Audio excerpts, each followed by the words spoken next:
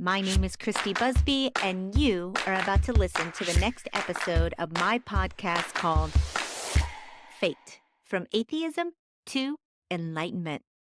So come on in, join me. We're going to talk about it all, from atheism to enlightenment.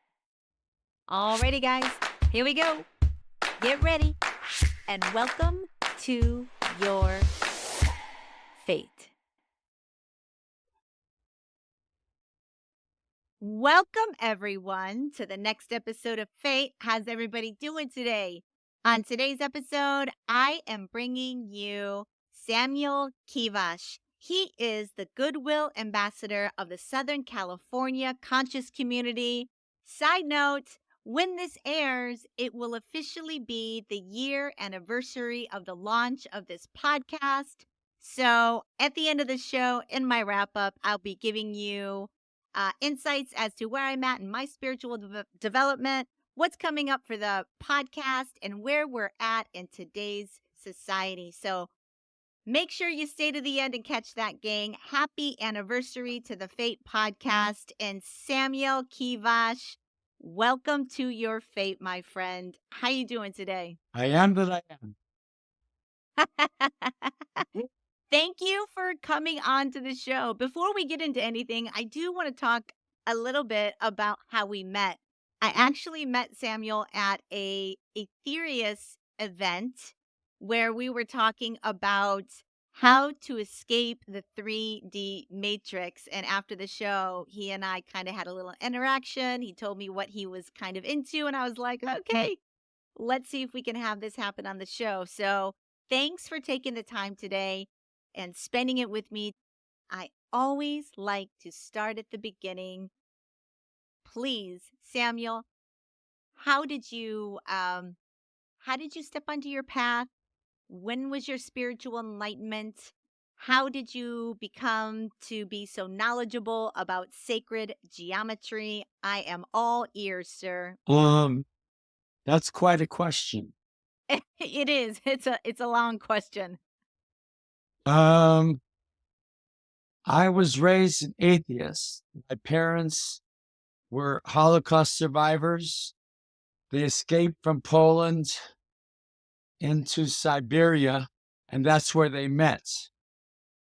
And they would have stayed there after the war, but the Jews were not very popular. Then they went back to my mother's little town in Poland, where they had the family had a shop. And the people who took over the shop said, you better leave, otherwise we'll kill you. So they didn't want to stay there. Oh, anyways, they ended up in a relocation camp in Florence, Italy. And ultimately, it's a long story, but ultimately they ended up in Los Angeles in 49. I was born in 51. My parents raised me as an atheist. Their main expression was, religion has done more negative things to kill people than anything man has ever created. I agree with that statement, to be honest with you. Still, I do. I really do. I think organized religion is, I mean, we talked a little bit about this. I grew up atheist as well. My parents weren't atheists. I just detached myself from their belief system and went my own way. But to this day, I feel like religion, organized religion, is not here to bring us together, create harmony or peace, a sense of love. Not all religions, not all churches. You can't blanket statement everything. But I don't know if there's any other thing on the planet that more people haven't died from than religion and their religious beliefs. That's my opinion. But it fulfills a purpose. People need community. They do. And a lot of people feel very alone and estranged from society. And I think it's helpful for like drug addicts, when they find Jesus, they find a new drug. So it helps them. and it's more positive than doing drugs. In my particular case, in 1971, I was 20 years old, or 19, when I transferred to UCLA in my junior year. And they had something there called experimental college. And it's a school that used the campus of UCLA for their meetings. Anybody could teach a class, anybody could take a class. They didn't have to be part of the university. And I discovered about yoga, Tai Chi, meditation, hypnosis, and I loved it. I saw that there was something beyond atheism. And I told God, which I had a newfound belief in, take me through this as quickly as possible, because the world is upside down, backwards, and crazy. And even if I have to go on the roller coaster, take me through this. And 2 years later, I got my wish. When I graduated from UCLA in 73, I went into a deep depression. And I'd never gone through a summer where there was no school to go back to in the fall. And I felt totally inadequate and untrained. I remember going to the job placement office there, and the only job I was qualified for was becoming a salesman for Gallo wine. And I just felt disenfranchised. And I had my Tai Chi teacher, he was very, very dynamic, turned on individual. And I said, how do you get to be this way? He said, come meet my spiritual teacher. So there was a guy named Daniel Bloxam who studied Vedanta for 17 years and became enlightened. And every Thursday night, he had 4 hours at his home, which was a beautiful mansion in Hancock Park area, where the old money is. Oh, yeah. And he had 2 hours of head work where he would share about his adventures traveling through the cosmos as an enlightened being. Then we'd have a half hour of meditation. It was a Kabbalistic meditation. And then we had an hour to 2 hours of spiritual work, heart work. We sang songs mainly from Shlomo Carlebach, who was a neo-Hasidic rabbi that went all over the world trying to bring Jews back to Judaism, because a lot of Jews were disappointed. And so he was like he was like a Jewish Santa Claus. And he had a beautiful voice, and he had a songbook. And we used to sing songs from his songbook. And so that's how I started my path. And I was looking for a spiritual community where I could fit in. Because being a product of the Holocaust, second generation, and being that I was counterculture, and being that I didn't go to Hebrew school, I wasn't trained in Judaism, I was just a cultural Jew, although my parents spoke Yiddish to me when I was growing up. It's fascinating. I didn't fit in anywhere. And I went looking for community. I had a deep need for community. Because I had that community at Daniel's every Thursday night for 18 years. He had 4-hour meetings. So I, first of all, went to Berkeley, and I met a woman who was part of the Ramdas group, Nim Curly Baba people. And I went with her and a group of yogis, American, yogis, wannabe yogis. We went to the southeast corner of Mount Shasta and camped out. And we all camped out by ourselves during the day, and we did our own sadhana, spiritual practice. I was reading autobiography of yogi, and deciding where am I going to go next. And then at night, we'd all come together and we'd have spearmint peppermint tea and we'd share. And I loved it. And we went to the I Am community. I got initiated into the I Am movement. Uh, it was an adventure. Yeah, I'm And sure. then I finished autobiography Yogi. I went to Kriyananda's ashram in Grass Valley to see if I could fit in there. He was a direct disciple of Yogananda, but he didn't have the power of the SRF. The other disciples were ostracized from the movement after Yogananda died. And I stayed there, but I was very strong adherent in freedom. I wanted freedom. And they had a very strict ritual of how you're supposed to pray, who you pray with. And that didn't suit me because I was all about freedom. And then I went to San Francisco and I went back to LA. And I talked to Daniel Bloxham, the teacher. And he says, well, we have some people who used to come here in Santa Cruz. Maybe they'll take you. So I went there. They didn't want me. And I ended up in San Francisco at the House of Love and Prayer. I was waiting for Shlomo Carlebach, the Jewish Santa Claus. And I thought, Yes. if anybody can help me, he was very spiritual. He can.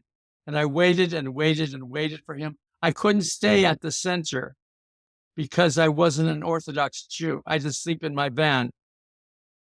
But I was allowed to come for events. Anyways, one thing led to another, and I ended up going through psychosis. I went from depression to psychosis, and I ended up in the mental hospital. And when I was in the mental hospital, I called. Shlomo finally came to the center, and I said, can you help me? He says, I'm sorry. There's nothing I can do for you. He was probably overloaded, So I was very deeply wounded. And I had no one to go to, nothing I could do. So for 2 months, I was in the hospital. They pumped me full of Thorazine. They had me start taking lithium.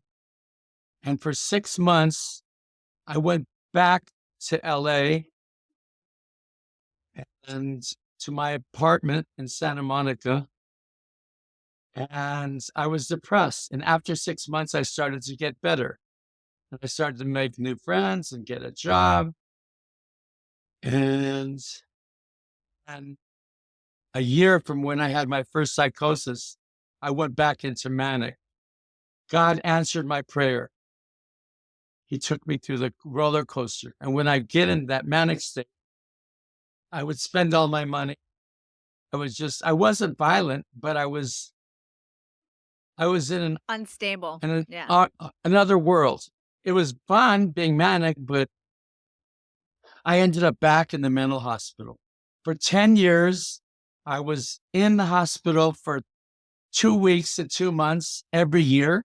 And then I had 6 months of depression. And then I'd rebuild my life. And then I'd go back in the hospital. I got my roller coaster. Careful what you ask for. Yes. Yes. Yes. Oh, my word. So, how did you eventually? I have so many questions on this story, by the way. Everything from what your family thought about your new spiritual awakening to how did you pull yourself away from this mental unwellness That's a good and get question. on or have you? Where are you at now with Wait, I need my to last answer your question first. Yeah, yes, go ahead. Sorry. How many hours do you have? I have all the time in Oh the my world. God. Oh, yeah. So after doing this for 10 years, I finally got tired of being bipolar. And I was taking lithium 8 years off and on. And I said, I'd rather die than continue the life I'm living. So I found a lay nutritionist who put me on EDTA, uh, DMSO, and amino acids, high quality amino acids, which is protein, the essential part of protein. And for 2 months, I was on that program and I stopped taking lithium and I basically stopped being manic depressive. Oh, wow. And ultimately, I wanted to help other people who were going through this. I was very lonely. When I was spending 6 months on the couch, I was a mushroom brain. Uh, I wasn't using my mind. It was going flat. Couch potato mushroom brain. And so I was very lonely and I blew my friends away with my manic stuff. And I wanted to create a group that helped people. Well, I wanted to help people. A friend of mine, the guy I ran track with in high school, he won city in the mile. I was second man. He became schizophrenic. And I tried hanging out with him, and I was working, and he was not. And we were in two different wavelengths. So I couldn't really hang out with him that much. Ultimately, I wanted to create something where people could come together and help each other through their good times and bad times. And ultimately, I started Transformational Friends of Santa Monica, where I lived for 17 years. And in 89 and 90, 91, 89, 90, I had meetings every Wednesday night in my home, just like Daniel, my teacher. He did it for 18 years. So that was my model. And the idea was to turn my home into a sanctuary where all people could be uplifted on all levels just by being another human being, another jerk on the bus, as we used to say in the men's movement. Um, anyways, we gather in my home, in my living room of my apartment. We sit in a circle. I'd use music, relaxing music, to take them into meditation, half an hour of silence with no instructions, do your own thing. And I'd bring them out of the meditation with inspirational music. Then we'd go around the room and introduce ourselves, share whatever we do, whatever we wanted people to know about. Then we'd have a speaker or a movie, something that was uplifting to help people. Then I'd have a whole table of healthy food. And this is a place where people I had a snail mail list of 600 people. Every 2 months, I'd send out a sheet telling people what was happening. Half my week was spent going out and inviting people to my events on bulletin boards, coffee shops, the old way. Yeah, yeah, yeah. And that's when I met the person who was to become my wife, Pauline. And she helped me, but I wasn't smart. I didn't delegate. So we did most of the work, most all the work. Then the third year, I rented a hall from the Quakers in Santa Monica. We were written up in the LA Times. We had up to 40 people in my home. And then at that time, 70 people at the house. And I burned out after about 3 years because I didn't learn how to delegate. People love to volunteer, and I wasn't giving them that opportunity. If I had it to do over again.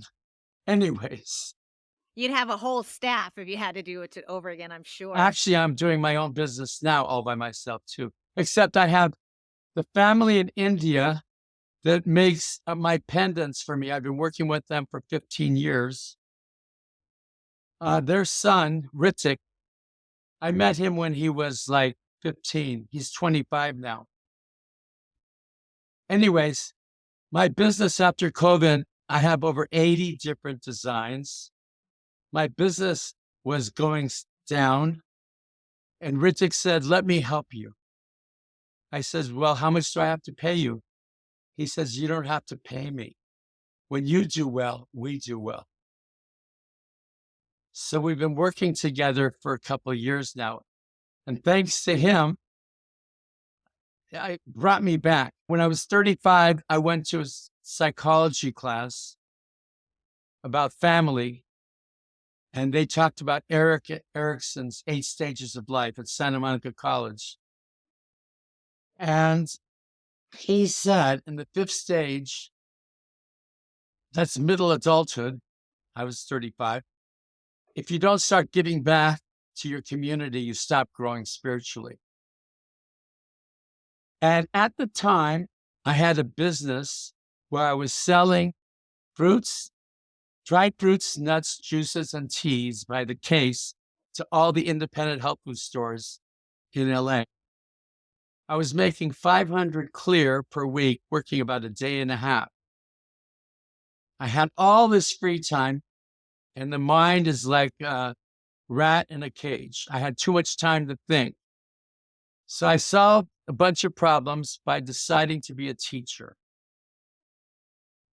It was a way to contribute to society. It was a way to get me on a schedule because I was very freewheeling ex-hippie. And it was a way to make an income and raise it over time. And it solved my main problems. It gave me structure. I didn't have any structure. And I substitute taught for 6 years. And after that, I got tired of substituting. So I took some classes and I got my temporary teaching credential and taught 6th grade math science at Berendo Middle School, which is a inner city Los Angeles school. And having been exposed to sacred geometry through the work of Trumbull Melchizedek, he had a class called Flower of Life. It was 6 days long and they videoed it. And he told all of his students, make copies and give them out to people. It was a fantastic marketing tool. Ultimately, free marketing tool. Yeah. Yeah. Ultimately, I ended up taking some seminars with him. And I watched these videos so much that it became cut into my bones, my DNA. So when I taught 6th grade math science, I thought, there's so many kids that are turned off to math. Let me find a way to engage them in something so they can have a positive experience with math. So I created geometric drawing, the math art connection. And I taught this to the students in my math class. I also taught it as an elective in middle school till after 3 years, they told me I couldn't teach that elective because I didn't have a credential in art. Anyways, I also created a workshop for math teachers, and it was up to 16 hours long. And I presented for the California Math Conference, up to 100 teachers at a time. These are math teachers who are totally in their left brain, had no connection to God. And when I taught the adults, math teachers, I included all the metaphysics. Wow. And I think I created an awakening for them because you can use sacred geometry to understand the creation of the universe. Yes. Yes. Let's Oh, wait. start talking. I'm Okay, almost go done. ahead. Go ahead. Sorry. And this is a direct path to source using mathematics and geometric constructions. Ultimately, they draw their own mandala, and they didn't want to leave my class because they were having a transformative experience. Yes. Yes. After 10 years, I'll make it short. It's a long story. No, it's After 10 years of doing this, I wanted to experiment to see what would happen if I changed the name of the class from geometric drawing, the math art connection, to sacred geometry, the math art connection. So I changed the name when I applied to California Math Conference, and they rejected me because that was too religious, spiritual. So that was my excuse for going public.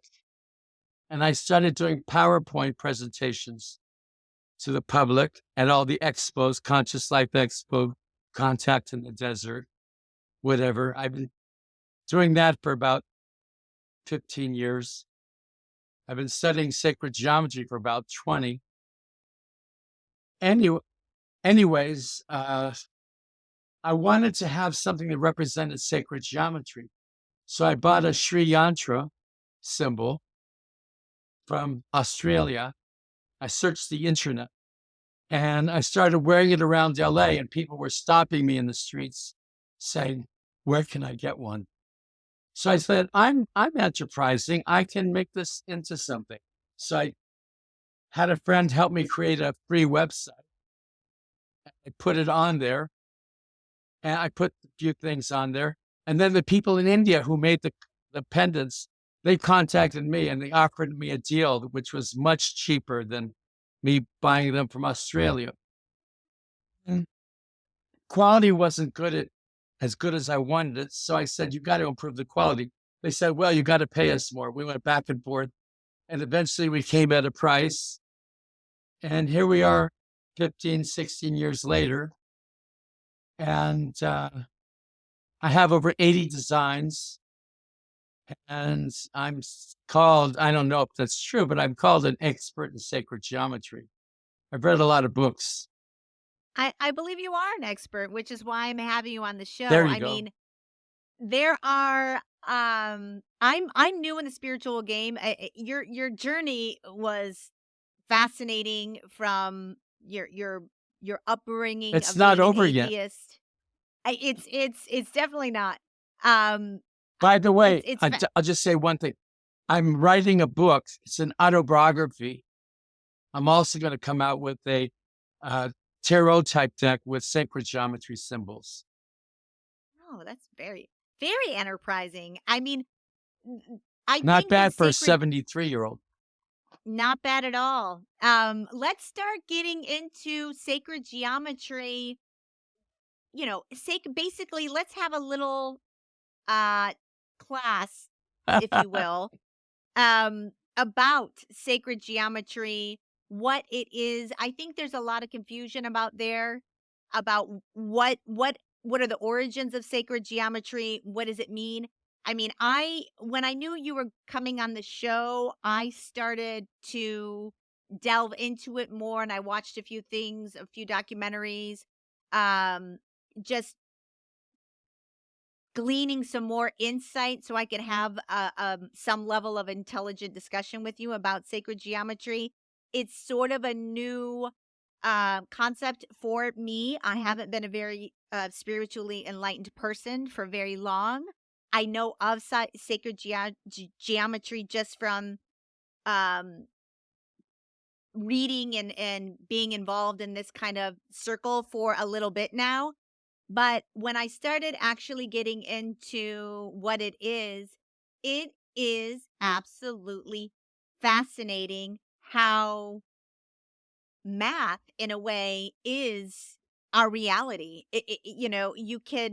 You can source back the very foundations of every single thing that we see, taste, touch, experience.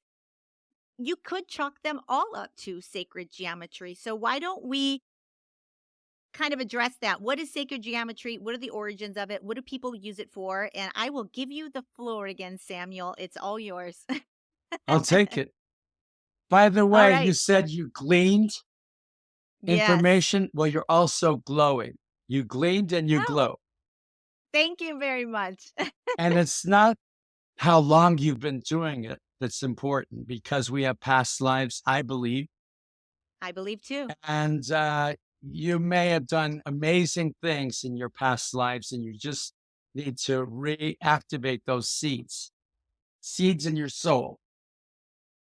I agree, and once we dabble in the sacred geometry, I want to turn back around and kind of get your take on the nature of our reality and your spiritual belief system. Currently, I want to get back into that, but let's try and do at least the basics of what if people are just new to these spiritual concepts. What's the best way you can explain? what sacred geometry means.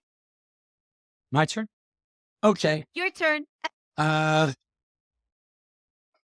Sacred geometry is a way to explain the oneness of creation, how everything is interconnected and part of the source. And we are extensions of the source. The source is in us, and we are in the source. And it's creation. And about 20 years ago, I went to a talk on uh, quantum physics. And what I learned from that meeting in Santa Monica, it's always Santa Monica, was that when one person makes a shift and their reality, it affects the entire cosmos. And that was so empowering to know that. I learned that I am infinitely empowered to affect the whole of creation. Yes. I'm under the same exact belief system now that there is a global connected consciousness that we all swim in. We're all energetic beings, and we are all connected in ways that are magical and divine. And we absolutely can have an effect on what happens around us based on what we're thinking, what we're feeling, and what we're projecting out into this ether, this consciousness, this energetic wave pattern, etheric energy that is all around us that we don't ever acknowledge or talk about. But nevertheless, it exists. It's just not something that our five senses can necessarily pick up on. But I'm getting to the point, even with my own meditations, where I can very much pick up my own energetic aura. I can feel my own energy. And I'm learning as I go and as I develop spiritually how affected I really am by other people's energy around me. And I never really um understood that or was able to acknowledge that, or even I never felt that before I started actually paying attention to things like energy and the fact that we're all connected. So um when we talk about sacred geometry, can we talk a little bit about the origins and of the ancient practices of sacred geometry and how it was maybe used in ancient times, which seems to me has become suppressed by mainstream science, by our obsession with materialism and consumerism. It feels like we have lost an entire system that we could be using to better our lives in every single way that we don't even acknowledge anymore. What do you think about that? Well, I think science has suppressed a lot of things. And it almost, if they had their way, would put us back in the dark ages. Yep. Uh, I think the medicine of the future is vibrational medicine. All the products that I sell at the expos raises frequency. And as we wake up to what is, all that is, we, we get more involved in raising our frequency because that's just a natural thing. It's part of evolution. And going back to religion, Carolyn Mace is a very good speaker. She said that part of our job as we spiritually evolve is to outgrow our tribe. Hmm. So Well, The, That's hard because we're all desperately trying to cling to our tribe. That's for sure. speak for yourself. Um, we with like as you evolve, you want to be more free because Einstein's God is creativity and wonderment. So we want to be free of the constraints and conditioning from our religions, our schools, our parents, the media, commercialism, the, the legal drug culture. So we have to break through that conditioning to become our own person, to have a direct connection with source, Mm. with all that is. And as we raise our frequency, we start to care more about our health, cleaning out our pineal gland, which is our connection. It's our antenna. Once we have cleaned out, we can get messages directly from God. And we don't have to rely on anybody, any people, place, thing. Although it is good to hang out where ley lines cross, like Machu Picchu Mm. and in England, Stonehenge. But we break free of the thinking of other people. We start to think for ourselves. I'm finding, especially lately in these times, we are in such a chaotic time to be on the planet. We've left the age of Pisces, we've moved into the age of Aquarius.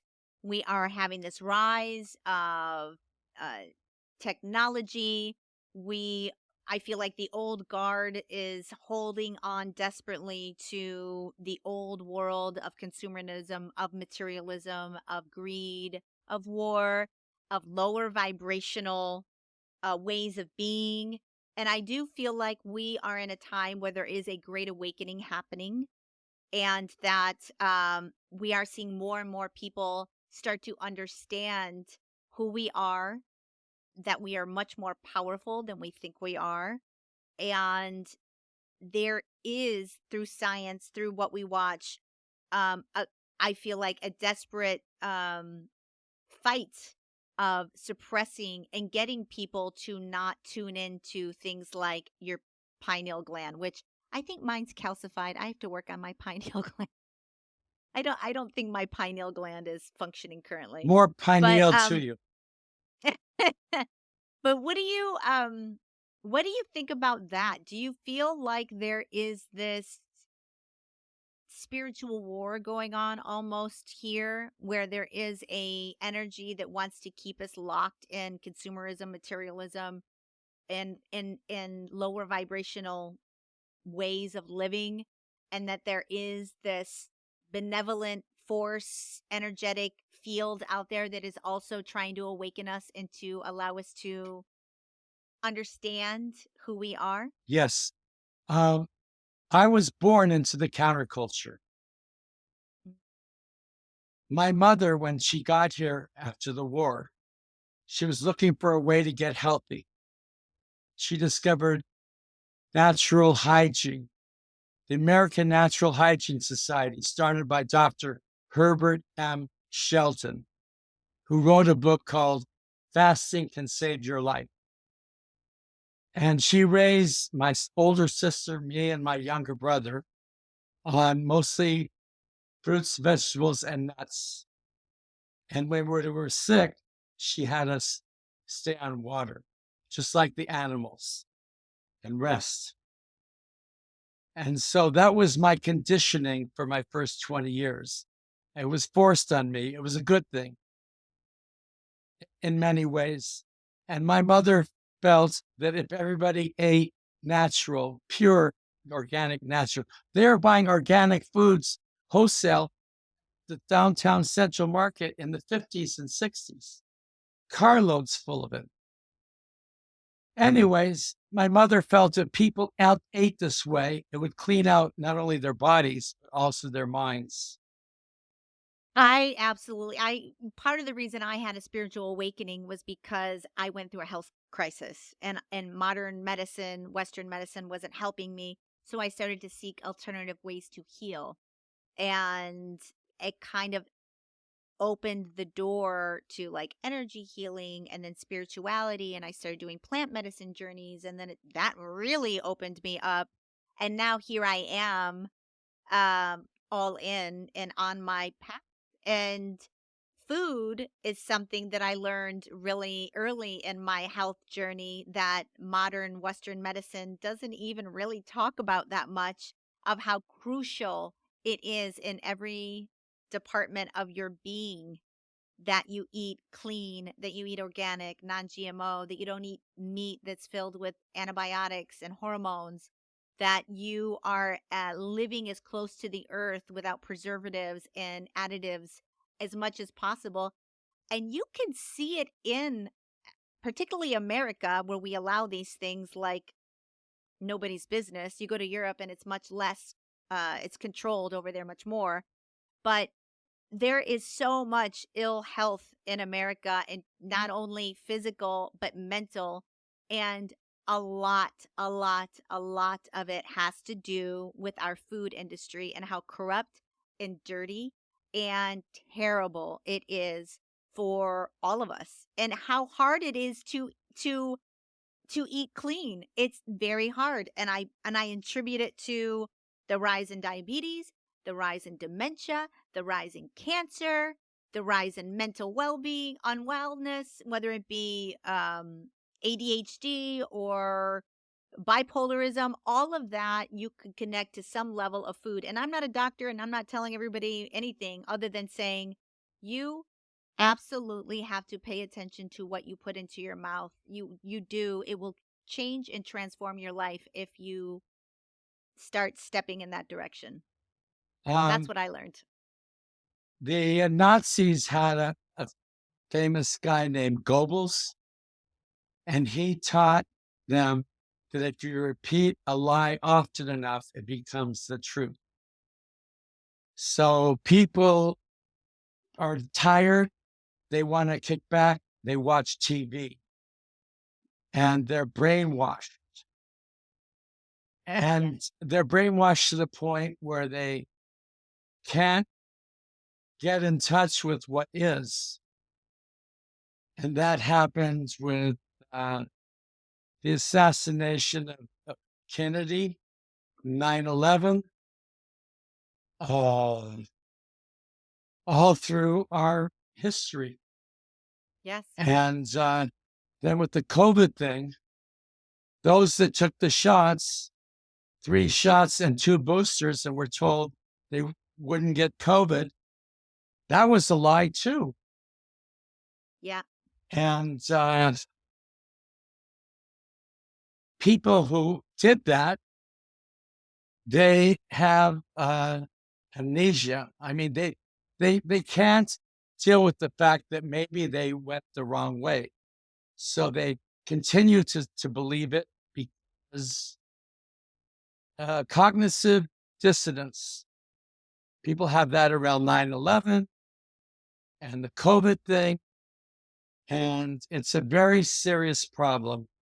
And that's why it's our job to wake up as many people as possible to the truth as we see it, which brings them back to spirit, that they're a spiritual being in a physical body. And Yep. so that's my job. And I just heard something on Coast to Coast last night. There's a very bright woman.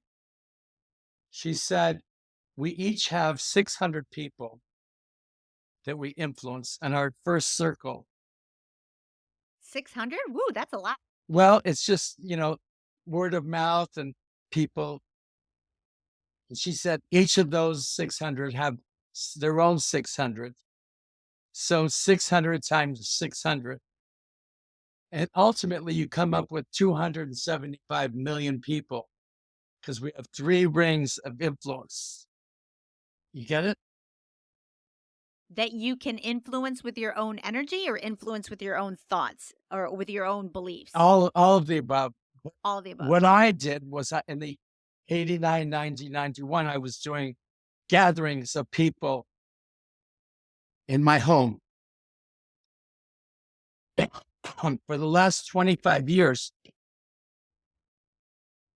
I have a Sacred Friends community. It's an online community of over 2,000 people who are into consciousness and health.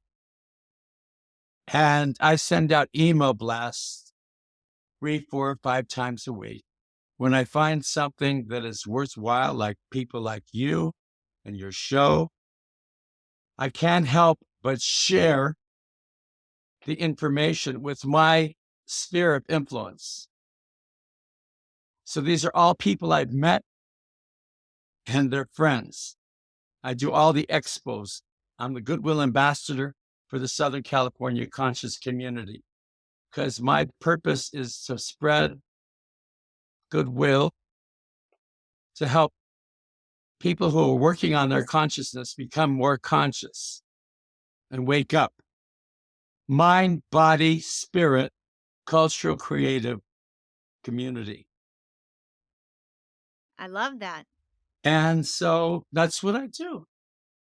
And I sell pendants to those that are interested. My wife has been working with gemstones and crystals for 40 years. So we get the pendants in from India. She charges them up on a grid with the crystal skull and a pyramid and all kinds of energy grids. The highest And good for all people. and sacred going back to sacred geometry, these pendants that you have, um are you basically putting them in patterns that are going to give them the highest level of raising the vibration? Is the goal when you wear your pendants, you're raising your own vibration through the energy of these pendants? I had trouble with the word highest vibration Oh, because they all have their own vibration. It's based on the pattern in front, which is made with glitter. It's a yantra. It's a thing you look at to remind you that your spirit. And then the back, I have 5 different gemstones. This is black tourmaline. I have black tourmaline, lapis lazuli, red coral, turquoise, and malachite. Each of those stones do a specific thing. The black tourmaline is good for the first and second chakra. It's it's good for uh, grounding and protection. It helps block EMFs, which we we're all knew that. all bombarded by. Then the red coral, it works on the second chakra, and it helps with circulation and libido and gets things moving. The malachite is the heart center. It's opening, healing of the heart and health. The turquoise is the fifth chakra, communication. By the way, they're working on my voice box. I think I'm being reformatted so that I can communicate better to humanity. That's my theory. Oh, interesting.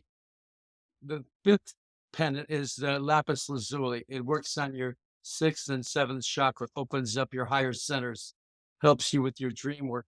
So they each have their own function. So it depends on what you need. If you're in your head a lot, you might want black tourmaline to help ground you. If you're growing spiritually, you might want lapis lazuli to help you evolve and have your breakthrough, aha experience. So it's a combination. And when we have a booth, my wife, Pauline, she has people pick out 3 pendants. And then she does a reading based on the like a tarot card reading. Yes. And we're going to come out with some pendant cards ultimately. And she's a medical intuitive. She's very, very psychically hooked in, her third eye is open. So she takes people to a deep place, her angels and their angels, and they have breakthroughs. And she doesn't charge. And she goes till completion. It might be 30 minutes, it might be 2 hours. She lets spirit decide. And when they're done, they can buy some of the pendants they picked or not. She doesn't believe in charging. Sorry. She was a nurse for 43 years. So she's retired from that.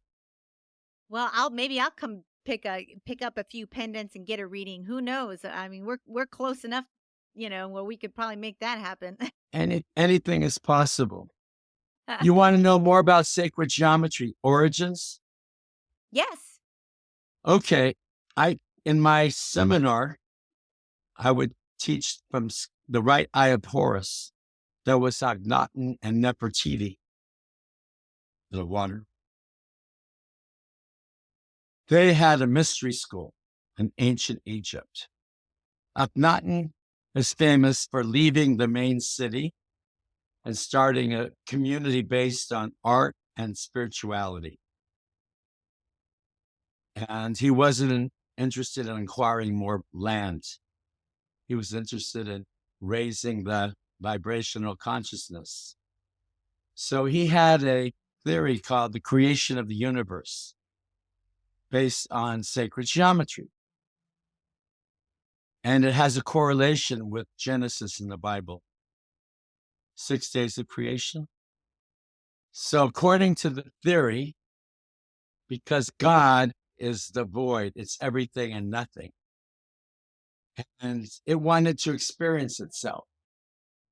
So it projected itself along the x-axis is math, along the y-axis, and along the z-axis. And then connected the ends of those projections into two pyramids, one on top, one below, octagon, and started to spin it. And that became a sphere. And then on the first day of creation, that sphere created another sphere, one inside the other. And this middle part is the Vesica Pisces. It's like our eyes. It's like the womb from which we're born from. I talk about all this in my seminars. And every day, God created another sphere. They all interlocked. And on the sixth day, God rested. And you had the seed of life. 7 spheres, one in the center and 6 all around. And then that seed of life opened up into the flower of life, which is found in ancient structures all over the world. Yes. Yes. Archaeology, sculpture, art. The ancient Greeks had all of their art based on what became known as the Fibonacci sequence, the divine proportion. And it was the Romans that went away from that. They played military music. They were very interested in conquering other people. And they lost that connection to the sacred. And ultimately, we ended up in the Dark Ages. And it wasn't until 1400s, I believe, around then, Leonardo da Vinci came. He was a genius who understood divine proportion.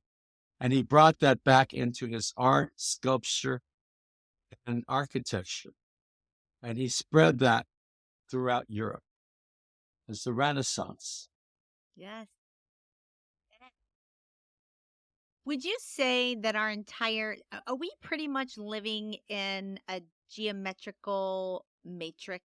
Is our reality based in a geometrical pattern we can't see, but it is energetic geometrical patterns? Is that how you see the nature? What do you see the nature of our reality is I guess my Well, I've been question. getting more and more information that we're living in like a matrix. You saw the movie The Matrix? Yes. When I saw that movie, I went bananas. I said to everybody, I was going crazy. I said, we finally are being told the truth. Now, Yeah, the second and third movie were not as impactful as the first one, but it's a simulation. it is, isn't it? It That's is. why it's so important for us to find our essence and express our individuality. It's like we're like grasping for survival. Yep. Uh, so AI has its advantages, but it also has its fallback. And you can create some writing with AI, but it could be more plastic. Whereas if you do your own writing from your soul, what I do is I ask for the greatest loving and highest good for all concerned. And I ask for support, protection from my soul family, archangels, ascended beings, and God before I ask myself a question. Basically, I'm asking, it's my higher self, I'm asking for assistance from all that is. Yes. And that's how we get to be our own person. Otherwise, we're just another robot. In fact, Yes. I've heard that the reference to people, most people are zombies, literally. I was going to say the same thing. I do feel like we're living in a time where the level of non-thinking entities that are out there walking around just reacting to their environment and not actually processing thinking um in their bodies, comprehending all of that. uh I feel there's more of them than there are of people that are actually functioning fully aware of their surroundings, processing information, thinking critically. The ability to think critically for yourself and have your own original thoughts is starting to go to the wind. We are so um attached to our modern day technology as far as we use our phones for everything. We look to other people to tell us what we already believe anyways in our own being. We don't have any original concepts, original thoughts. I don't feel that people are even interested in having their own thoughts. They're just interested in entertainment. They're interested in the football game. They're interested in binging a television show. They're interested in turning their own brains off. They're not interested in tuning into who they are. Well, it's the powers that be on the physical plane giving us bread and circus, Mm. just like in the ancient Roman times. Modern circus is sports. Yes. Yes. And I would get a lot of hate out there if I started talking negatively about football or what, pick your sport. There's just like uber fans of like live free or die hard for whatever sport you're into. And I understand sports. I played sports in high school. I But was once a I became track an runner. yeah, I think it's great for kids. I think it's a great way to have camaraderie and build stick to itiveness and muscle and goals and pushing yourself. Amazing for all of that. Wouldn't take I wasn't even that good at sports and I played. And but I think that now these days it is such a hyper overly, you know, just obsession with people with their fantasy football leagues or whatever, that it's just a distraction to keep them from actually getting on their own reason for being here. We're all here for a reason. We all have a sole purpose for being here. We're all on a journey. And I think all of these different things that we would label as entertainment, and I'm down for entertainment. I'm down to watch an occasional movie. I work in the movie industry. I'm down to have fun. But it is gotten to the point where people think that life is about fun. Life is about being entertained. Life is about turning your brain off and letting whatever screen that you choose to watch, whether it be your TV or your phone, tell you what to think, Computer. say, and believe. Computer, you know, yeah. So we're only going to see more of this in our as we move into the age of Aquarius. It's only going to become more ubiquitous. It's going to be harder not to be a part of these technological advances. They're going to make it to where it might be a little bit harder for you to get into an airport or get into a game or whatever because you're going to need your eyeballs scanned or you're going to have some sort of implant. Like all this stuff is on our plate. It's coming for us. And all of it is designed underneath. Sure, might it appear convenient when it comes out? Maybe, but it is all designed to keep us separate and try and disconnect us from who we are, from our higher selves, from our spiritual path that we're all at some point supposed to get on. I mean, not everybody is going to awaken in their lifetime. I understand that. And I know I've had prior lives as well. I don't know if I was spiritually awakened in them or not. But in this lifetime, I have started my awakening. And my little way of giving back, of serving, is to do this show and try to raise the vibration of this planet. Try and get people to understand that they are powerful, that they are more than their material bodies, that we are an energetic being, that we're connected. There's so many things. And I was an atheist like you. I was an atheist for years. I thought the planet was more like a little ball of life, and it produced life, and you aged and you went back to earth, and it was like a cycle, which it sort of is. But there's so much more going on than just our five senses can let us allow us to see. And that's what I'm doing out here is I'm saying, hey, come on, get on your path, start doing some investigation, look within, understand who you are. And it's going to be a journey. I'm going to do what I can do, but I think that I've talked to a lot of spiritual people, and most of them say that they're all trying to serve, to give back, to help others to do the same. That's part of being here, is that we are supposed to be of service to each other, and we are supposed to be here to take care of your fellow man, to assist them, to guide them, to help them. Everybody has their own journey, and I feel like we're living in a time where we've never been um less connected. We're so disconnected, we're so divided, there's so much hatred, there's so much division, and it's just a very I feel the energy. I've never felt this kind of chaotic, out of control energy like we have now.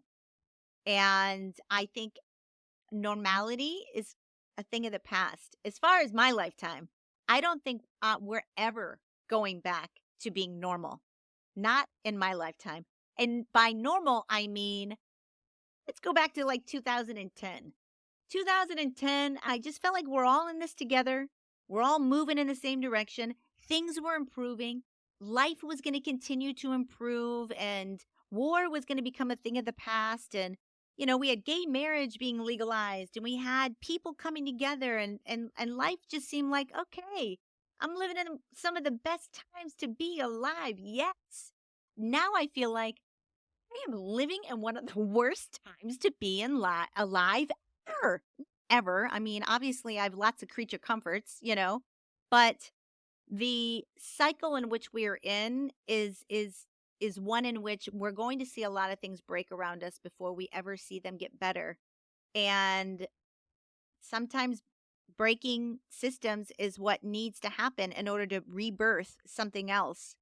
But I in no means think that we're going to go back to living our lives doing what we were doing 15 years ago, I think our lives are going to continuously, dramatically change more and more and more the further we go down this new age. What say you, Samuel? How do I say anything after all that? Um, I say that I choose not to focus on people that are living in that place. It's the old expression, don't throw pearls before swine. I've never heard of that one. You haven't? No, I've never heard of that There's one. no way they're going Don't. to appreciate what I have to offer if they're so locked into that old paradigm. And so I think we're growing in different directions. There will be people who insist on staying locked on to the way that they're used to living, and they won't want to let go, and they're going to suffer a lot. Yeah. And then there are people that have can see the world, see through all the illusion, and they will have much smoother path. Ultimately, they will end up in almost like another dimension. I've heard of this. I listen to Dolores Cannon a lot, and she does talk that we're living and coming upon in a time in which we are going to be able to.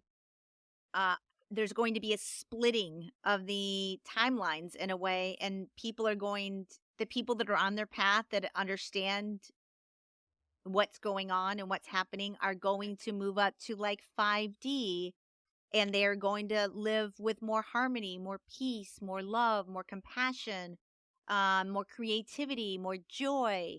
And then there's going to be people that are just so stuck in consumerism and materialism and anger, rage, war, and they're going to stay here on this earth, and it's going to be like two different earths materialize, but we can't see one another and we won't miss each other. Does that is that similar to your Makes thought total process? sense. And Yeah. when I teach my sacred geometry workshop, PowerPoint, I talk about the importance of increasing your vibration, your magnetic field. We have a tube torus around our body. It's a magnetic frequency. The earth has a tube torus around it. So we want to raise our vibration to be in sync with the tube torus of the earth. And then we're in harmony with nature, in harmony. I tell people when you try to decide what avenue to pursue to grow in your spiritual path, you have to ask yourself, is this person or philosophy teaching things that support life, or are they antithetical to life? So that'll help you decide whether you want to invest your time and energy into those things. Also, I teach that in order to build your magnetic fields, first thing in the morning, you set the vibration for the day.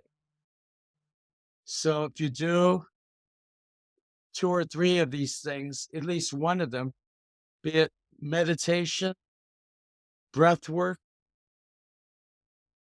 yoga, healthy food, going out for a walk, the more of this you incorporate into your day, especially at the beginning, first thing, that sets your vibration. When you go to sleep, it's like a small debt. When you wake up, it's like being reborn. So that's like setting the new vibration for this day so that when you go out into the world, you're not pulled down by all those negative things you mentioned, but your very presence in the community, wherever you go, lifts everyone up. And again, this speaks to how powerful we are. So if we claim our power, it's not enough to know about it. We have to put into practice as much of these things as we can handle. You do the work of spiritual upliftment just by your very presence. So it's not like you have to do something in the world. You might have to work a job you don't like to pay for your material livelihood. But even that, your attitude makes a big, it's not what you're doing as much as your attitude toward what you're doing. And how do you get along with the people you work with? Are you lonely? Yeah. Do you go out and befriend someone who needs a friend? Uh, I also think that if people understood how the law of attraction truly works, and that if you are um resonating more with uh joy, peace, harmony, love, um, you are going to attract more. Your life is going to become better no matter what, because the universe is going to give you things that you align with in this life. And when you are aligning with higher vibrational things, the universe has no other way to say it than to have those things show up in your reality. And I know there's a lot of fear going on in the world right now. There's a lot of reasons to be scared, but I try to say on my show all the time that they should understand what's going on, and acknowledge what's going on, but to allow it to affect your vibrational being, who you are, is the worst thing that you can do. It really it's is. very important who you choose to hang out with. Yeah. Tell Yeah. me who Yeah. your Yeah. friends are, and I'll tell you who you are. Yeah. My Yeah. wife, Pauline, she was born into and raised a Seventh day Adventist. Oh. Her mother was very religious, and she went to a Seventh day Adventist school, and all of her friends were part of that. And she decided at the age of 5 she was going to be a nurse. And when she went to nursing school, one of the classes she took was comparative religion. And then she found out about all these other religions out there. She was taught as a kid, first God, then others, then yourself. She was programmed to be of service to everyone. And that's how she lives her life. And then when she's got a real high IQ and she's smarter than me. Anyways, in college, nursing school, she found in the comparative religions about all other religions and philosophies. And being that she was very intelligent, she said that was her aha. She realized that there's a big world out there and there's more than one way to crack an egg, Yep. and that there are lots of pathways to source. And she became a universal thinker. I would like to, I'm no genius, but I certainly You're not dumb either. am no dummy. That's for sure. It's just no way. But I don't ever see myself ever going back to church. I have plenty of friends. I'm not missing community. I don't miss that at all. I went to the Aetherius place, because I interviewed Paul Nugent, who's one of the big heads of that I read his book establishment. and I read his book too. sent out a review of his book to Yeah. my list. Yes. So I went there to kind of just check it out. And I would go to like a spiritualist church because they have mediums and they like talk to spirit, and there's like I find that to be fascinating. So I would do that. But I don't ever find myself going back to church like on a Sunday at like a congregation. You That's just might not have going to had be a my bad experience. I sort of did, but I also I'm not getting pulled in that direction. If I were having any kind of pull, I would go, but I don't. I don't miss it. I don't feel like that's my path. And I feel like I've learned a lot more, quite frankly, interviewing all these amazing people that I've had on my show about spirituality, spiritual concepts, and I've always been super independent. I've always been super uh I was never somebody who would follow somebody else. I'm a leader. I'm not a follower. Like that's just my Aquarius nature. Um and I agree with your wife. I think there's so many different ways to source, and I think that all religions do have at their foundation good. I think it's been manipulated by mankind. I think there's too much dogma in it. I think there's too much of a hierarchy in there. I don't like hierarchies. I'm not looking to anyone, even God. I don't think I'm very much egalitarian. I look at God. My aspect, my perspective on God is everywhere. God is in me, in you, and in every living thing out there that we see.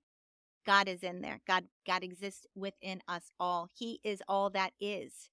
And I'm I just don't think religion, organized religion, Sure. is what works for me.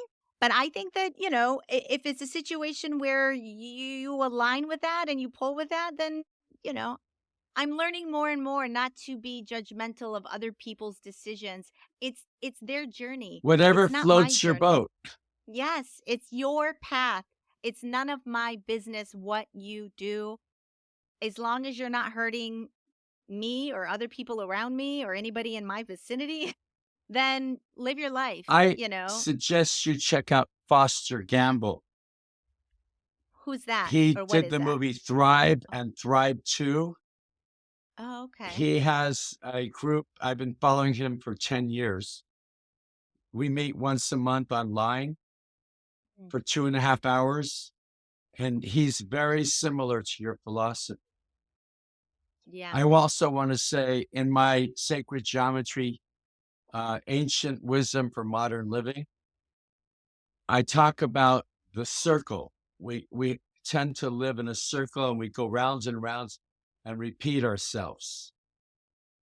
And it's only in breaking free of the circle that we claim become this. We still go rounds and round, but it's a spiral, spirals up. And I talk about Jonathan Livingston Seagull. It's an example of a seagull that would no longer accept the normal ways of being a seagull. He broke free to become his own person. And I was talking about Carolyn Mace. That's our responsibility as we evolve to break free of the Yeah. conditioning of the circle and find our way. And ultimately, as we evolve and as we grow, we start to form our own planet and solar system and cosmos and universe. We keep going like that. That's amazing. That is amazing. I never heard that before. That's a new concept for me. You Um don't you know you're a star? Don't you know who you really are? well, I can't think of a better way to end this show than that. That's for sure. I love to Samuel, sing. I do too. I was in show choir in college and everything, so I come from a singing background myself. I was in choir and madrigals in high school. I was in Yeah, boys' me glee too. in junior high, and I used to be in the Santa Monica Oceaneers, which is a That's barbershop amazing. chorus. Before we conclude our fascinating discussion today, I know you have a website for your celestial sacred geometry pendants. Where can people take a look and peruse your pendants and see if there's anything in there that appeals to them? I have 3 websites. Okay. Um, the pendant website is sacredpendants.com. And you can contact me at order@sacredpendants.com. SACREDPENDANTS. And then the other income stream I have is I sell violet glass bottles and jars. And they're the high end of glassware. And they keep things fresher longer and raise vibrational frequency. Anything that you care about, be it your pot, the pot industry loves our glass because it actually works. Whatever you care about, your protein powders, your seeds, your nuts, your elixirs, you can use them. I have 40 different sizes. So that is violetflameglass.com in honor of Saint Germain and the violet flame. Oh, well, VIOLETFLEMEGLASS.com. And the third one is sacredfriends.org. And anybody can go to that website and sign up. And then I will send them emails, anywhere from 2 or 3 to 4 or 5 per week. And people are always stopping me in the street and saying, thank you. It's like someone could be new to LA and trying to find their way. And if they get on my website, all of a sudden they have a community to plug into. it's all about community, folks. It's all about community. That's for sure. Well, Samuel, you are fascinating. You have a fascinating story. I love that you're the Goodwill ambassador of the Southern California conscious community. And it was a little bit maybe serendipitous that we met at the Atheist Society and we're able to have this conversation today.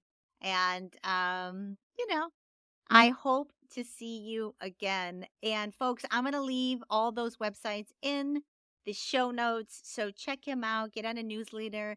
I'm going to get on and check out your pendants because I'm always Cool. in the market for that.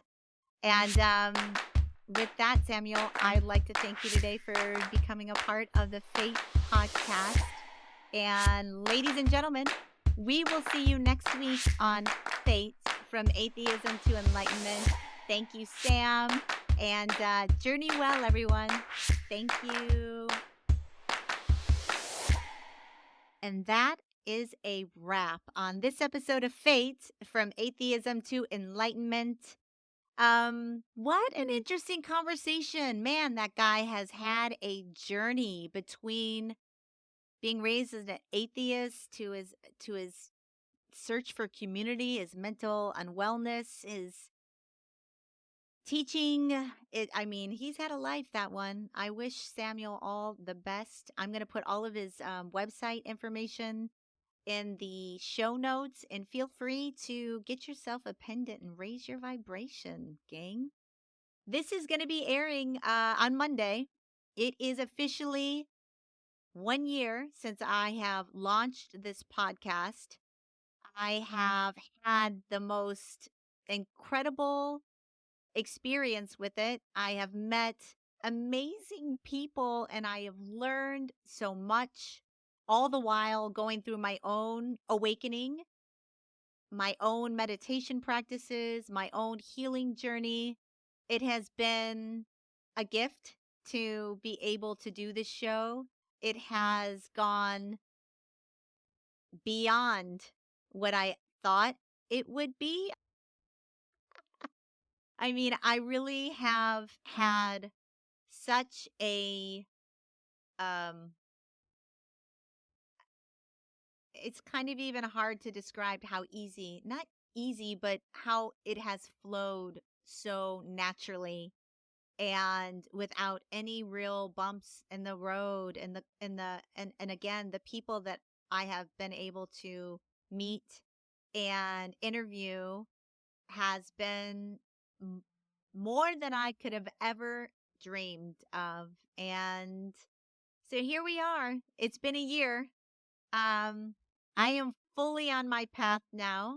I have grown a lot in the last year. I've still had such rough times with my health. Um, I'm having a really and particularly hard time with my finances, my career. I work in the movie industry, as most of y'all know, and the movies have left. They have gone to Europe, or just they're just not making as much as they used to. And many of my friends are on hard times, are experiencing a lot of anxiety, stress, fear, having to sell their homes, having to get jobs at places where they never would have found themselves at the ages that they are. They're too young to retire. They're um they're too old to start over and go back to school.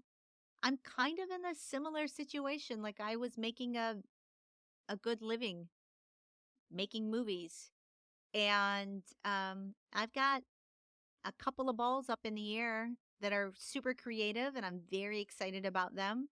But they're all the long game, guys, and I am slowly going down this financial,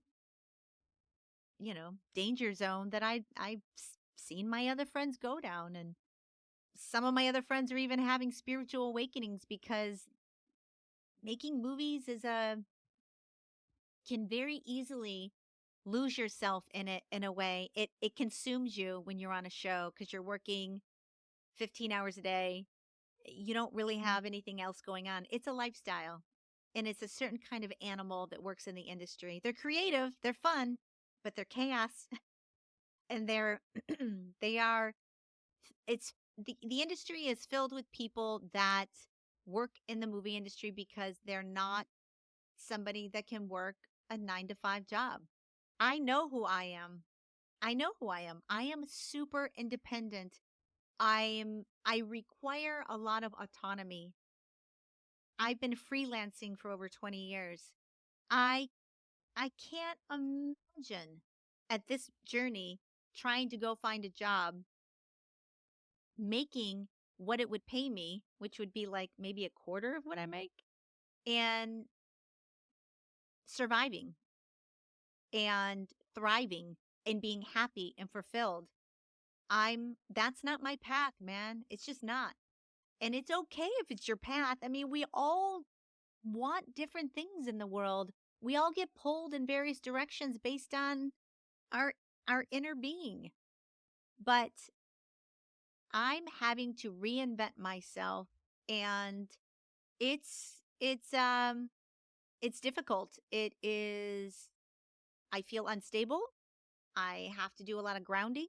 I have to do a lot of meditation, and I'm trying very hard not to be scared. And part of my spiritual journey has really allowed me to live in that now. And I live in the present moment. And in my present moment, I have a roof over my head. I'm still paying my bills. And I'm enjoying a lot of the time that I spend having these kind of conversations with people that I align with, that I can bounce ideas from, that I can talk to in a way that I can't talk to a lot of my mainstream friends about. They're just not there. But I consume this stuff on a regular basis every single week, and it's just different. It's not better nor worse, just different.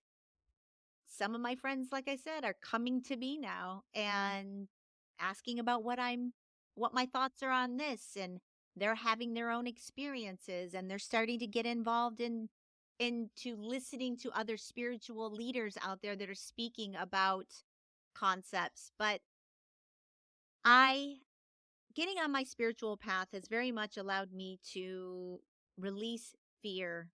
And I have my moments, and even this week, last week, I've kind of started hitting a little bit of a wall, you know. Maybe it's part of the process. You go along and you feel good, you feel like, I'm vibrating, I know things, and the universe is going to take care of me. And then when it's not happening on your timeline, you start losing your confidence that it's going to happen. because, you start looking at my bank account. I'm starting to look at like, oh God, it's been a long time since I've gotten a call for work. And, you start doubting. Doubt starts creeping in because you can't help but look at the reality of your current situation. It's just you can't deny it. At some point you have to be like, okay, what am I doing? And I'm trying desperately to pull myself out of that situation and realign myself with positivity, with knowing that I'm going to be okay, with resonating with higher vibrations. There's just so much going on right now in the world because it's not just my career that's going down the toilet. It's my country. There's just so many chaotic things to that you have to acknowledge that's happening, like especially in the United States, guys. It just I don't want to talk politics. At the end of the day, I used to be kind of a political person, and now I look at it from such a spiritual perspective that I have lost my red and blue. I'm not interested in either one of those games. I really feel like um, politics is you're never going to win this battle. They have just divided us. We don't listen to the same information anymore. You're so easily disregarded by the other side. If you even smell like the other side, they're going to disregard you. I mean, shut you down, hate you, oust you. Like it's weird. It's super dystopian. I don't like I said on the show, I don't feel like we're not going to head back into normal times anytime soon. And so I don't know if there are other people out there that are living in anger about what's happening or you're living in fear. It doesn't matter. It's still low vibrational energy that is just going to create more of the same in your world. And I just can't advise you enough to launch yourself up 30,000 in the air and kind of look down and be an observer of humankind, not a participant right now. Be an observer of what's happening. Watch it from afar, guys. Don't get sucked into it. Don't get sucked into the drama. And I know, like, hey, we got to get out there and fight for whatever side you're fighting for currently. No, you don't. No, you don't. Vibrate higher. Align yourself with energies and frequencies that are going to lift you to an ascended point of view. Because if you get down there and you're fighting tooth and nail with people that are never going to align with you, never, I don't care what side you're on. The other side's not coming for you. They're not. Not anytime soon.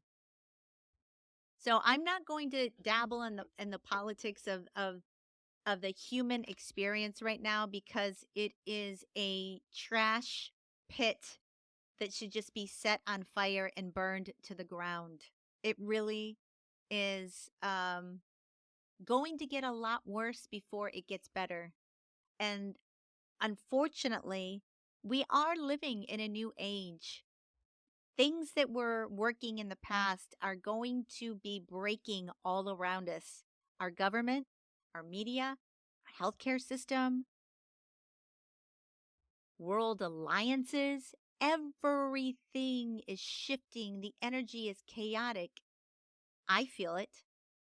And I can't express to you enough that you need to chin up, to realign yourself, to breathe deep, to ground, to meditate, to come from a place of love, compassion, no matter what.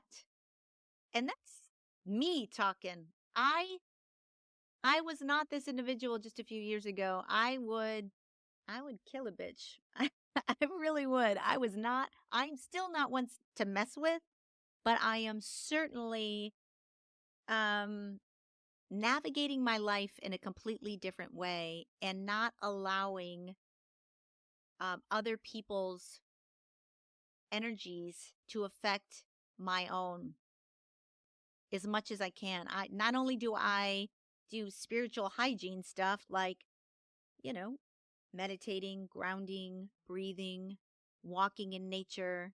I do all of that stuff to try and keep my energy flowing and clear and good so I can align with my highest and greatest. But I try not watch the news, and I'm certainly not out there listening to political people online tell me something that I already believe, because that's basically what they do on both sides. Both sides. And if people on the right think that all their media and their people are telling them the truth and that mainstream or left-wing media is all lies and nobody tells the truth, I am sorry to tell you that you are just wrong, naive, wishful thinking. It's both sides. They're just appealing to a certain type of person, and you're either going to fall in one side of that category or the other. Not everybody. There's plenty of independents out there. And at the end of the day, it's really a mesh of both sides that are going to make something function. But we don't have that anymore. We have the extreme of the extreme of the extreme in everything. Everything. Extreme wealth, extreme poverty, extreme politics. It's just everywhere. And I guess you could look at it as it being an exciting time to be alive. There is a great awakening happening. There is. I'm trying to get you too to get on the get on the train, to start opening up to what and who you are. You are more powerful than you think you are. You are. And I know that many, many, many people need some sort of traumatic event for them to crack open that brain of theirs. But maybe just dip your toe into this process. You don't have to go all in. You certainly don't have to believe everything that I do. But if you start acknowledging that there's more going on than what they have taught us, that we are very much programmed to not be connected with our spiritual selves and to not see that there is more beyond our five senses. There is so much more. I don't think our history is accurate. I think that is intentional. And I think that, I am hoping, even though we're probably going to see some really gnarly stuff happen these next few years, I am sure of it. I All I can say is, for me, I'm navigating it completely different with my spiritual awakening, with much less fear, with much more hope, love, compassion, understanding. And if you think you're going to win in whatever side that you're on, I feel like we're all going to lose, and things are going to kind of be destructive and destroyed, and then hopefully from that we will get a new way of being, a new system. The system that we currently have doesn't work. It works for people that are rich, people that are well connected. It does not work for the average human being that's on this planet. And we have become drunken on materialism. We are obsessed with consumerism, with buying things that we don't need, with having the right house. I talk on this show often about the status, the women with the 2,000 pairs of shoes in their closet, and people look at it like, "Ooh, I look at that," and I'm like, "What?" Like, I don't understand that. I personally can't understand that, but I also don't care about status. I don't care what people think of me, really. I mean, it's just, I don't wear designer clothes. I don't waste my money on that. Like, I don't care about that stuff. I don't even have my ears pierced. Like, I, I- I'm just not that girl. Maybe I'm an old soul and I already know that the money game is a bullshit game. Maybe. But here I am. I'm on my journey. A year. Happy anniversary, 1 year for the Fate podcast. I do want to thank everyone who's been with me from the get go. I really appreciate it. I'm no guru. I am learning as I'm going on. I'm hoping you're learning along with me. And I do want to continue to keep bringing you interesting guests that have a point of view that maybe you never have heard before. Everybody here, gang, has a sole purpose, has a mission, has a reason why they're here. We're all here to expand, grow, raise our consciousness, our vibration. And I do think there's going to be a bit of a separation of the timelines at some point where people that are on their path and are raising their vibration and are understanding who we are going to ascend to a different time space reality. And the people that are so locked into their way of being and they're grounded in fear and they're grounded in their own ignorance, their own lack of self-awareness, their entertainment obsession, all of that. When you start looking at human behavior, it's kind of bizarre now. Like, we don't connect, we don't care about each other. I'm thinking about doing a show on compassion and how little we have it for each other. And everybody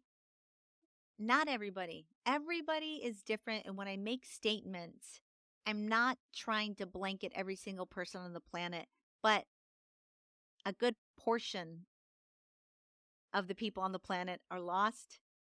They don't know who they are. They're not dialed in and thinking for themselves whatsoever. They are caught up in a tribe that they can't escape. And I'm trying to throw them a lifeline. I don't know. I don't know why they would listen to me. I mean, people so easily disregard one another. It's easy to do for sure. I used to do it. I was guilty of it. Nobody could tell me anything either. That's like the terrible thing about who we are. It takes a lot for us to change our perceptions and the way we think because we really do think we have it all figured out. And if you're happy spending your time ingesting entertainment, going to your 9 to 5, and not thinking really much past survival mode, then I think you'll probably live there till you're not here anymore. But if you are understanding that we're more, that there is more, that we have been sheltered, um, kept almost from our own power, I'm going to say take your power back. You are powerful. You are not um, helpless. You have every capacity to change your own life in whatever you want. And I'm learning that. I'm starting to put those practices into place. And even though I'm like, okay, universe, I'm ready, show up, it hasn't yet. It hasn't. But it's not my divine timing either. Everything happens on divine time. So I'm plugging along. I'm going to keep doing this. I would love to monetize this podcast and either get sponsors or maybe I try and like put I wrote a little children's book. Maybe I put the link to my children's book and buy my book. It's adorable. It's about dogs and I'm actually turning it into a full-length feature and I'm hoping to do. That's one of my creative like inspirational things that I'm doing. But it's a long game. It's a process. I need to go back to work like tomorrow. Um, anyways, guys, happy anniversary to the Fate podcast. Please do me a favor. Like, subscribe, share, tell a friend. Turn someone onto this show. Get them on their path. I hope you're getting on your path. There's tons of other podcasts that are out there that are spiritual. Start listening to those. Start buying some books. I do audiobooks. A lot of the books that I do are audiobooks. Get out of your comfort zone. There's just so much out there to learn, grow, and it does just change you. And I can't change back. I'm never going to be who I was. I've opened the box. It's done. I am on this path. I will be on this path until I am here no more. But I'm not afraid to die. I'm not. I am an eternal being of light. I have nothing to be scared of. I have been here before. I will likely be here again, although I had um, a destiny card reader tell me that this was my last journey on this rock and that I was getting off after this life. And he said, that's why you don't have kids, because you're not creating more karma in this life. It's your last time, girl. And that makes a lot of sense to me. I don't have kids. I'm not married. And I feel like an old soul in a way.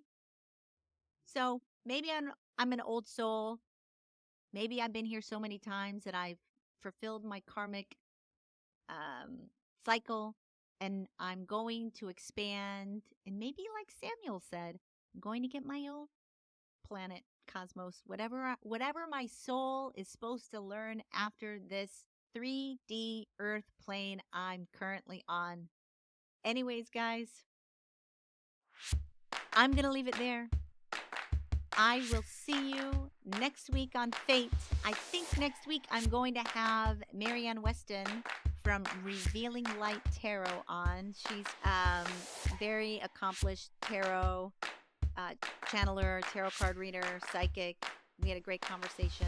That's going to be next week. And you know the drill. Welcome to your Fate, gang. I'll see you next week. Bye.